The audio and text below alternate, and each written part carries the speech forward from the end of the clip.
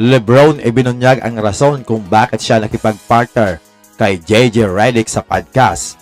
Lakers lalong lumalayo sa Warriors at Draymond Green walang pake sa Houston Rockets. Yan ang pag-uusapan natin, pero bago yan ay paki-like mo naman ang ating video. Panalo ang Lakers versus Indiana Pacers kanina sa score na 150-145. Salamat sa monster performance ni Anthony Davis na may 36 points, 16 rebounds at 3 assists. Si LeBron ay halimaw pa rin mga amigo, gumawa ng 26 points, 5 rebounds at 10 assists.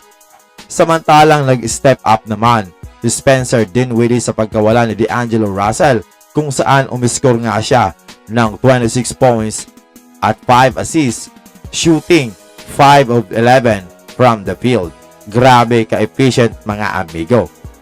Bukod sa pag-step up sa opensa, solid din ang kanyang ipinakita sa depensa, lalong-lalo na dito kay Tyrese Haliburton na pinagtulungan nila ni Cam Reddish. Gumawa lamang si Haliburton ng 12 points on 5 of 13 shooting from the field.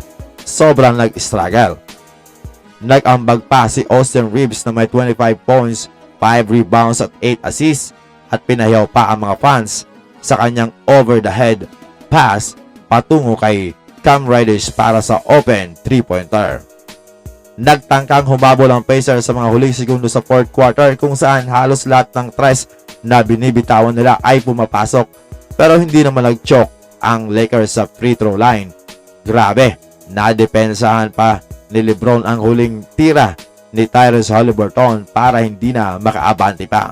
Hindi pa rin gumalaw sa standing ang Lakers, pero lumalaki na ang gap nila sa Warriors na number 10 in terms of winning.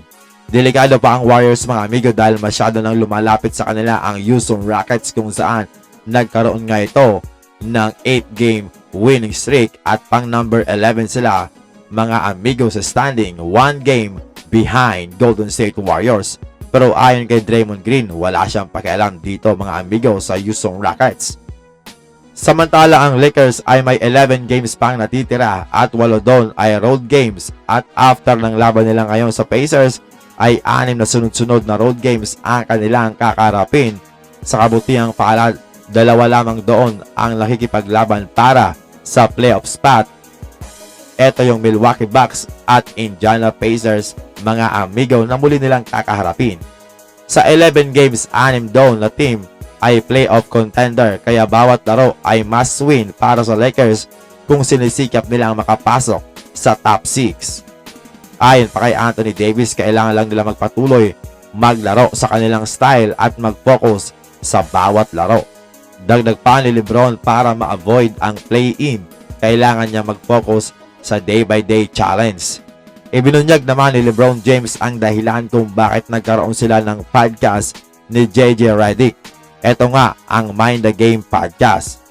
Ayon kay LeBron, gusto niyang i-educate ang mga fans, ang mga kabataan, sa totoong essence ng basketball, dahil sa kanyang palagay ay unti-unti na itong nawawala. Napapagod na daw siya mga amigo sa walang sawang comparison, kung saan sinasabi niya kung sino ang mas magaling, o sa mga tanong kung makaka-apekto ba sa kanyang legacy. Ano ang masasabi niyo mga amigo sa sinabing ito ni LeBron James?